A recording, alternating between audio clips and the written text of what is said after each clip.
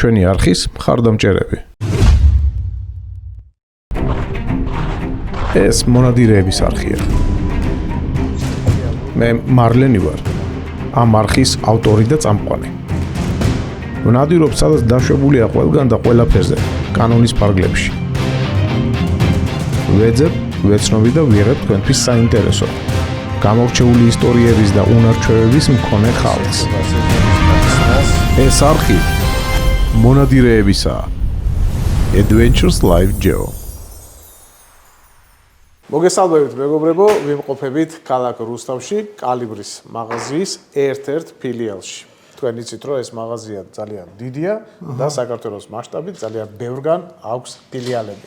დღეს განვიხილავთ ძალიან საინტერესო თოფს და რომელიც მდებარეობს ქალაქ რუსთავში, კოსტოვას 23 ნომერში. გამომარჯვებით. მოგესალმებით მეგობრებო ყველას. მოგესალმებით. სად მდებარეობს, როგორ ავთქვით, ცოტა გავერთი აი სტუმრები ყავს. ქალაქ რუსთავში, კოსტოვას 23 ნომერში. რა ქენით? თავარია სტუმარს არაფერი მოუვიდეს და არჩენს ყველაფერს ავიტანთ. მოკლედ, ჩემო ძვირფასო მეგობრებო, რა იარაღისთვის შევიკრიბებთ დღეს? ისედაც ისე თურქული წარმოების იარაღზე უნდა ვისაუბროთ დღეს. ეს არის ჰეროს პალაში, რავი. თურქებს ცოტა ისეთ უცნაურ სახელებს არ ქონდა ქართული გამოთქმით ცოტა შეიძლება ცოტა გაგიჭირდეს, ხო? ნუ ყოველ შემთხვევაში შეცდომა შედიოხ როგორ ვკითხულობ, ისე სხვანაირად ვიკითხება. მოკლედ ეგ არის. ეგრე წერია რა, პალას. ახალი არის ეს მწარმოებელი ჩვენთან ბაზარზე.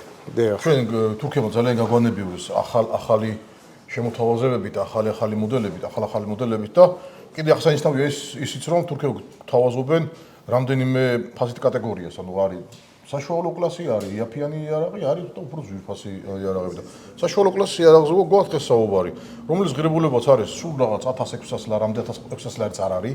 დიახ. ამ თოფის წონა არის 3 კილოგრამი. კაკალზია, რბილი პიტჩი აქვს, 5 მმ-იანი სამიზნე თამასა აქვს, კლასიკური ლატუნის ყორა, მაგნუმის ვაზნებზეა გათვლილი. ბოს უდვარდის დაკიდების სისტემაა. როგორი დაკიდების? ბოს უდვარდი, ასეთი სისტემა, ანუ უდვარდი? ხო, ბოსსა და უდვარდის დაკიდების სისტემაა. დიახ. ნუ მსგავსი რა, ახლა პირდაპირ ბოს უდვარდს, რა თქმა უნდა ვერ იმეორებს, ცოტა ის არის, მაგრამ კალათპოტი არის სუბუქის შენადნობის, რომელსაც ჩანართი აქვს, ნახოთ რომ სუბუქი შენადნობია. აქ პატარა მაგნიტი აქვს. ნუ შენ იმის თქმა გინდა რომ არ არის რკინა? ხო, ფოლადი არ არის, აი არ ეკრობა მაგალითად. ფოლადი არ. როზე ეკრობა, ეგ? აჰა, გასაგებია. ფოლადი არ არის, მაგრამ ერთი ესეთი კითხვა მაქვს რა. ძალიან პოპულარული არის ჩვენს ხალხში, მაგალითად, ხუგლუს 104 ვარიანტი. ხუგლუ 104A. და კონკურენტ უნარიანი შეიძლება გახდეს ეს ამ თოფისა, იმიტომ რომ ძალიან კარგად გაიყიდა მე მახსოვს წინა წლებში. შენ როგორ ხუგლუ 104-ის წარმატება იყო ის, რომ კლასიკური სანადირო თოფია ხუგლუ 104-ა, რომელზეც ჩვენ ახლა საუბრობთ. ამაზე იმ ხუგლუზე. იმ ხუგლუზე. იმიტომ რომ ეს ხუგლუ 104-ა პირდაპირ იმეორებდა ეგრეთ წოდებული საბჭოთა წარმოების ΙԺ-27-ის სისტემა იყო 200 არის 200 ხლეთზე,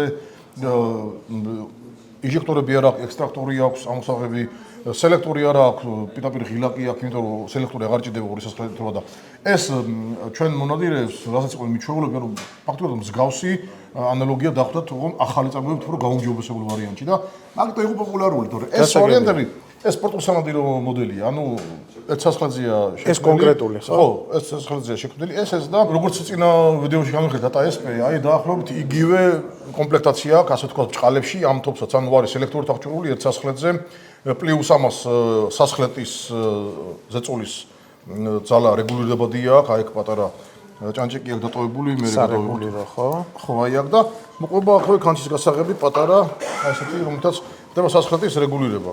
ანუ ზეწოლის დაწოლის ძალის რეგულირება ხდება.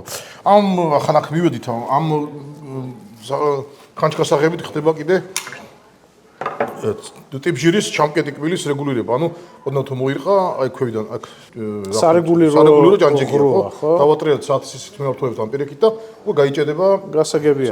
ერთი რამ მინდა შეგეკითხო, რამდენად ხშირად შეგხვედრია თურქულ თოფებში სასხლეტის რეგულირება? არა, სასხლეტის რეგულირება კი ბევრში არა, მაგრამ Google 104-ს არა აქვს სასხლეტის რეგულირება. ხო, აი მაგას ვიძახით თუნდაც რა. აი ძალიან საინტერესო მომენტი არის, მე მაგალითად ბევრს ვერ გავიხსენებდი, რომლებსაც ესეთი სარეგულიროები აქვს და ამ შემთხვევაში არის ეს 1600 ლარში დაახლოებით, ხო? ეს ონლაინ მაღაზია, სადაც ყველაფრის შეძენა შეძლებთ. აქ ფართო არჩევანია: ტექნიკა, სახლი, ეზო, დეკორი, მშენებლობა და რემონტი, სპორტი, მოგზაურობა, სოფლის მეურნეობა, ბავშვთა სამყარო, წიგნები და საკანცელარიო ნივთები. მოკლედ, არჩევანი დიდია.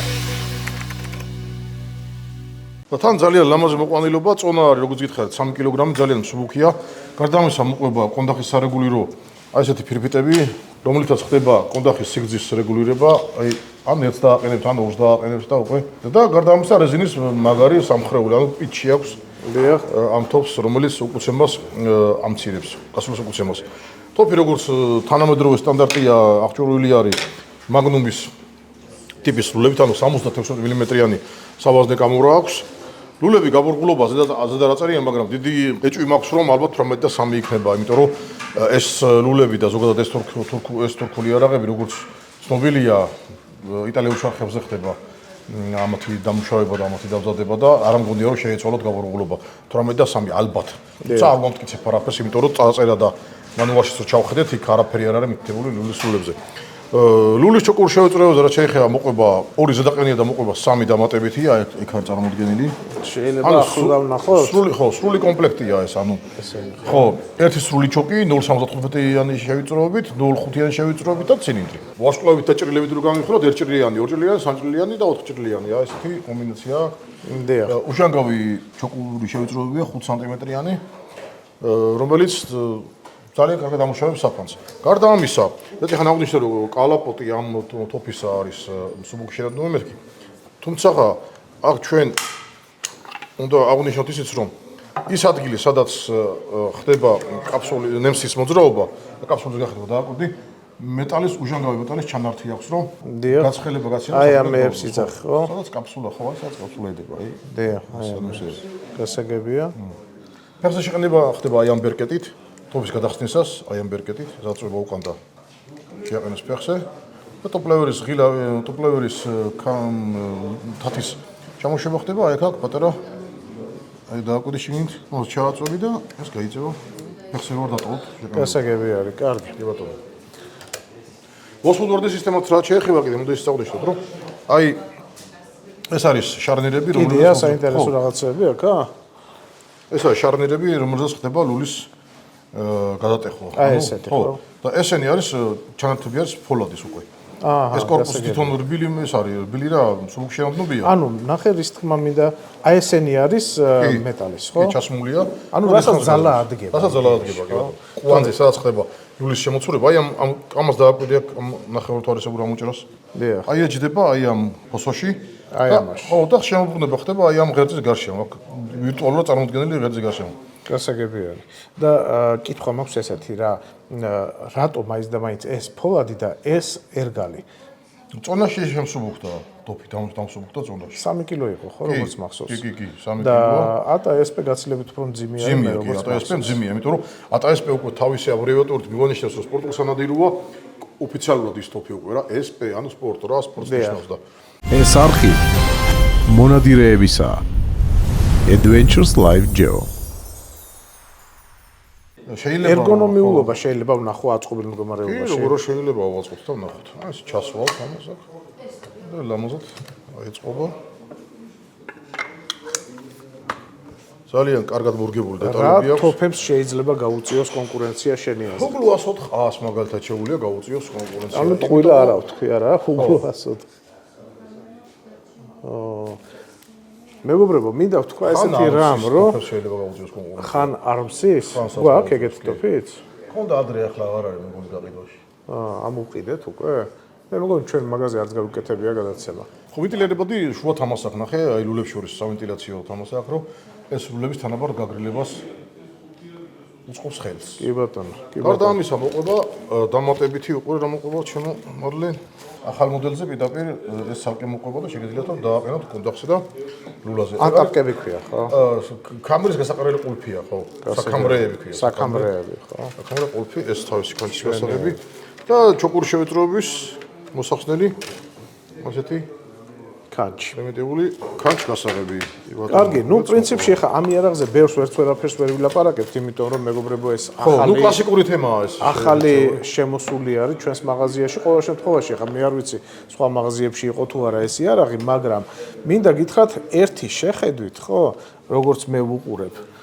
ბიუჯეტურებს საკმაოდ გემრიელად გაკეთებული არის. ანუ მაღალ ხარისხიანის შეგრძნებას ყოველ შემთხვევაში გიტოვებს ადამიანს და მაღალი ხარისხი ზოგადად დრო გვაჩვენებს, ხო? რამდენად მაღალი ხარისხი. დრო არის ხოლმე ყველაზე კარგი მოსამართლე ამ შემთხვევაში რა. დიახ. ნუ ყველაფერი დროის ამბავი არის. მე მომწონს ეს გადაწყვეტილება, კორა რო ესეთი ლამაზი აქვს. ხო.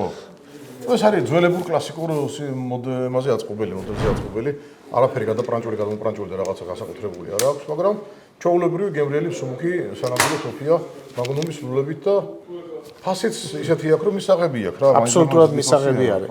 მე სხვათა შორის ძალიან იშვიათად შემხვედრია ხოლმე კარგი გადასატეხი თოფი, ესე ეგრეთ წოდებული გადასატეხი თოფი 2000 ლარის ქვეშ. გეთანხმები. ძალიან იშვიათად შემხვედრია და მე მგონი ეს ის იარაღია ხალხო, რომელიც იმსახურებს ნამდვილად ჩვენს ყურადღებას. ასე რომ გელოდებით მაღაზიაში, მობზანდით, დაათვალიერეთ, თქვენი თვალით იხილეთ, რამდენად მართლები ვიყავით ამ განხილვაში. კი ბატონო. კარგად იყავით. კარგად ზანდებოდით.